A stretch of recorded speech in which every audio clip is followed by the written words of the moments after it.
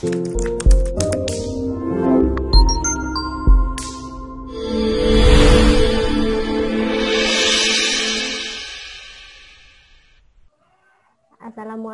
warahmatullahi wabarakatuh. Selamat pagi dan salam sejahtera bagi kita semua. Kami berterima kasih atas bantuan dan kesempatan kesehatan yang diberikan Tuhan kepada kami, sehingga kami dapat membacakan hasil kelompok kami. Pada kesempatan ini, saya Ilham Yanti sebagai moderator dan Novita Sari yang akan menyampaikan materi presentasi kelompok kami. Sebelumnya, kami juga ingin mengucapkan terima kasih kepada Ibu Dian sebagai dosen pengampu mata kuliah ini. Selanjutnya, kami akan mempersilahkan kepada Novita Sari untuk menyampaikan materi presentasi kelompok kami. Baik, terima kasih kepada Kak Yanti. Di sini saya akan mencoba menjelaskan materi terkait dengan perbandingan ukuran dan frekuensi musik.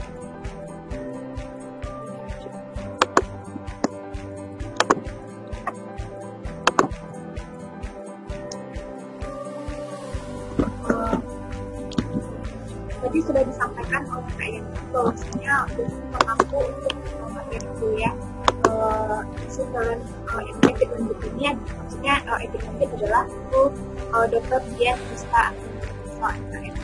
Baiklah, langsung saja kita masuk pada materi, yang mana definisi epidemiologi secara komprehensif merupakan ilmu yang mempelajari distribusi dan perkembangan penyakit dan status kesehatan pada populasi manusia. Definisi ini mengisyaratkan bahwasanya epidemiologi pada dasarnya adalah ilmu yang empirik kuantitatif yang banyak melibatkan pengamatan dan pengukuran yang sistematik tentang frekuensi penyakit dan sejumlah faktor yang dipelajari berhubungan dengan penyakit. Di sini ada beberapa ukuran epidemiologi. Yang pertama yaitu rasio, kemudian proporsi dan angka. Rasio adalah ukuran yang membandingkan kuantitas atau event A sebagai numerator dengan kuantitas atau event lainnya yaitu B sebagai denominator, sehingga ukuran rasio dituliskan sebagai A per B. Sedangkan proporsi merupakan perbandingan dua nilai kumulatif yang pembilangnya merupakan bagian dari penyebut. Misalnya numerator adalah kuantitas A dan denominator mengandung kuantitas numerator, sehingga denominator terdiri dari A tambah B. Maka ukuran proporsi tersebut dapat kita tulis sebagai A per A tambah B. Sedangkan angka merupakan proporsi dalam bentuk khusus, di mana perbandingan suatu peristiwa atau event dibagi dengan jumlah penduduk yang terkena peristiwa yang dimaksud dengan population average dalam waktu yang sama yang dinyatakan dalam bentuk persen dan persen. Di sini ada beberapa ukuran statistik atau disebut dengan rate, yaitu yang pertama crude rate atau angka kasar, kemudian specific rate atau angka spesifik. Untuk crude rate di sini atau angka kasar terbagi tiga, yaitu angka kelahiran kasar. Untuk angka kelahiran kasar di sini perhitungan kasar yang pembagiannya didasarkan pada jumlah penduduk secara keseluruhan. Yang untuk angka kematian kasar bisa kita gunakan rumus jumlah kelahiran hidup yang dilaporkan selama 1 tahun dibagi dengan jumlah penduduk pada pertengahan tahun dikali 1000. Sedangkan untuk angka kematian kasar yaitu jumlah kematian yang dilaporkan selama 1 tahun dibagi dengan jumlah penduduk pada pertengahan tahun dikali 1000. Sedangkan untuk pertumbuhan penduduk secara alamiah atau natural increase rate, yaitu pertumbuhan penduduk secara alamiah, jumlah kelahiran dikurang dengan jumlah kematian dibagi dengan jumlah penduduk pada pertengahan tahun dikali dengan 1000. Sedangkan dengan specific rate itu juga ada dua, berkaitan dengan bayi dan anak dan berkaitan dengan kehamilan dan kelahiran. Untuk yang berkaitan dengan bayi dan anak di sini ada 3 juga pembagiannya. Yang pertama angka kematian bayi. Untuk angka kematian bayi di sini atau infant mortality rate bisa kita gunakan rumus jumlah bayi mati umur di bawah 1 tahun dibagi dengan jumlah kelahiran hidup selama 1 tahun dikali dengan 1000. Sedangkan untuk angka kematian neonatal atau neonatal mortality rate bisa kita gunakan jumlah bayi mati yang di bawah umur 1 bulan dibagi dengan jumlah kelahiran hidup selama 1 tahun dikali 1000. Sedangkan untuk angka kematian pasca neonatal yaitu post neonatal mortality rate itu biasanya sampai 1 tahun bisa kita gunakan rumus jumlah anak yang mati umur 1 bulan sampai dengan 1 tahun dibagi dengan jumlah kelahiran hidup selama 1 tahun dikali 1000. Sedangkan untuk spesifik rate yang berkaitan dengan kehamilan dan kelahiran ada 4 pembagian. Yang pertama adalah stillbirth rate atau angka lahir mati, yaitu jumlah bayi yang lahir mati pada umur kehamilan hidup dibagi dengan jumlah bayi yang lahir yang hidup dan lahir mati dikalikan dengan 1000. Sedangkan untuk yang perinatal mortality rate atau angka kematian perinatal bayi di bawah 1 tahun, yaitu jumlah bayi lahir hidup dan mati di bawah 1 tahun dibagi dengan jumlah bayi hidup dan mati dikali 1000. Yang ketiga adalah maternal mortality rate atau angka kematian ibu, yaitu jumlah kematian ibu karena kehamilan atau kelahiran dibagi dengan jumlah bayi hidup dan mati dikali 1000. Yang keempat adalah angka kesuburan atau fertility rate, yaitu jumlah kelahiran dalam 1 tahun dibagi dengan jumlah wanita berumur 15 sampai 49 tahun atau umur produktif, yaitu dikalikan dengan 1000. Kita masuk pada ukuran morbiditas. Ukuran ini dapat digunakan untuk menggambarkan keadaan secara umum, mengetahui keberhasilan program-program pemberantasan penyakit dan sanitasi lingkungan, serta memperoleh gambaran pengetahuan penduduk terhadap pelayanan kesehatan.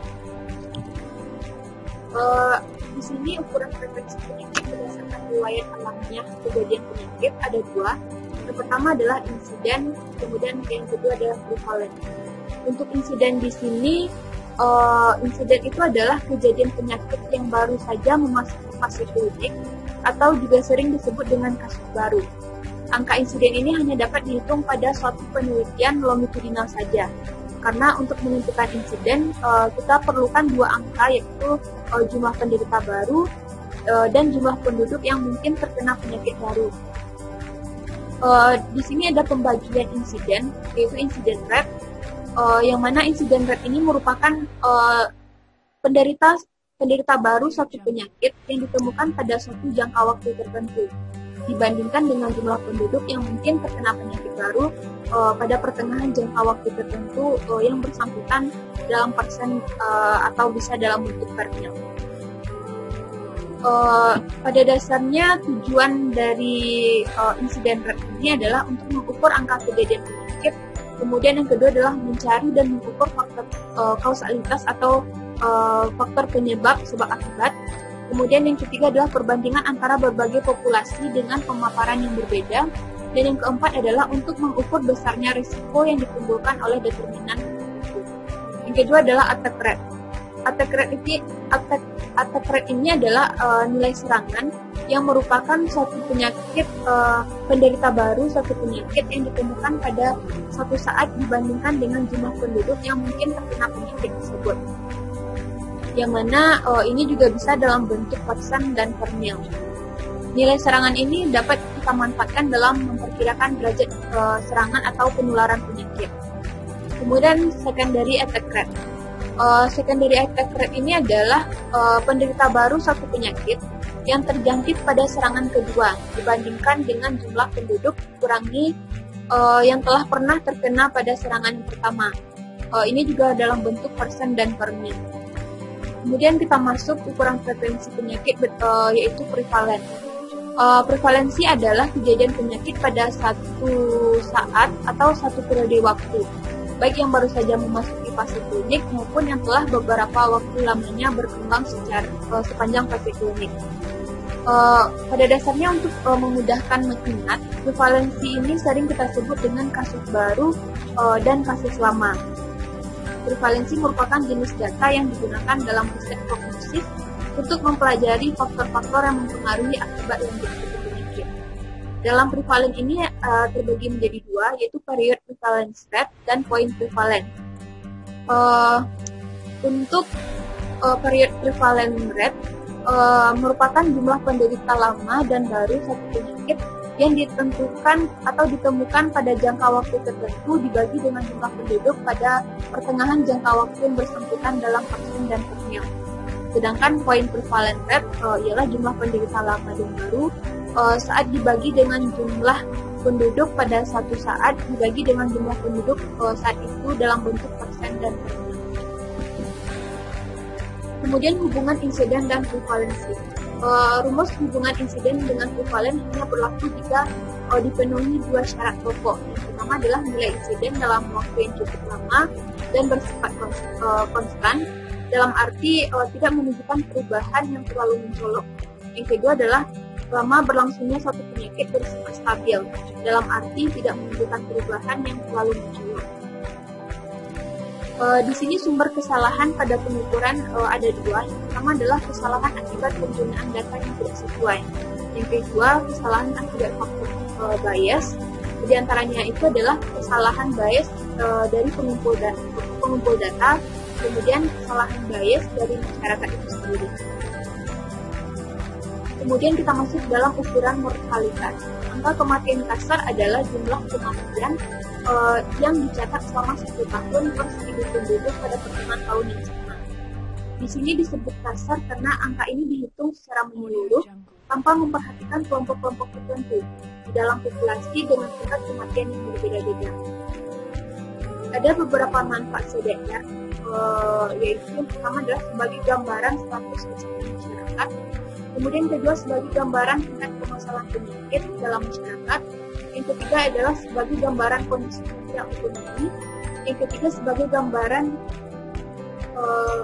yang keempat maksudnya sebagai gambaran kondisi lingkungan dan biologis, yang kelima adalah untuk menghitung laju pertumbuhan penduduk.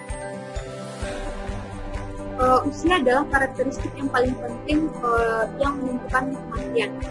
Perancu merupakan istilah umum untuk efek dari suatu variabel ketiga, misalnya usia pada penaksiran risiko suatu outcome kesehatan, misalnya kematian. Karena variabel perancu tersebut terkait dengan faktor yang menjadi pokok perhatian seperti tempat terjadinya suatu peristiwa. Mungkin hanya itu yang dapat saya sampaikan. Lebih dan kurang maaf, kembalikan kepada diri.